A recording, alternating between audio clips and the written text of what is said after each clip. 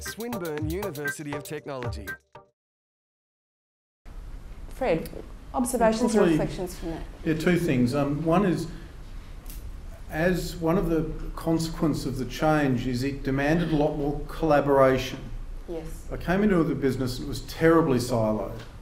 You know, sales had barely talked to operations, had barely talked to service, and it was, you know, suboptimal to say the least.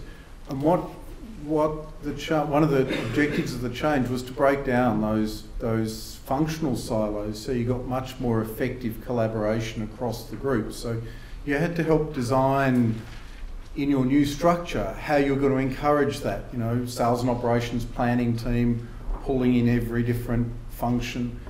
And then also, when you're going through the change process, I think not everyone can learn because not everyone wants to. So you better work out who are the misogynists or who are the who honestly can't change. I mean, I had a guy talk to me and said he was being flipped out from a US report to an Asian report. He said, I can't work for an Asian.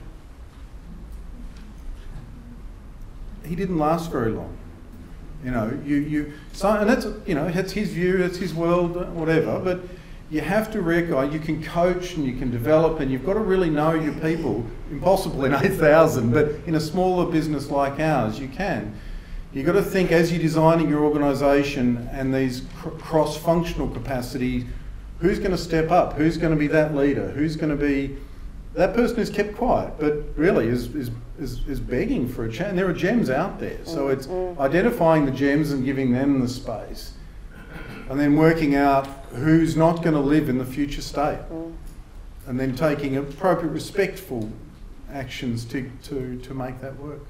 And I like the notion that, you know, and you did say about development, and as a coach, and for the other coaches in the room, you'll know that sometimes you'll meet somebody and you've been given a particular perspective on what's possible for this individual, and you'll spend time with them and you'll understand that they're bruised because they didn't get a promotion, or that they're resentful because they've been excluded from a decision that was made, or that they're finding it difficult to work for their boss. So I think we try all those things first, because actually this is the work of transformation, is trying to talk to people and listen to people and really understand what is it that blocks them from being the best they can be in their workplace. And trying to free that up, and then trying to create something, a compelling case to move forward.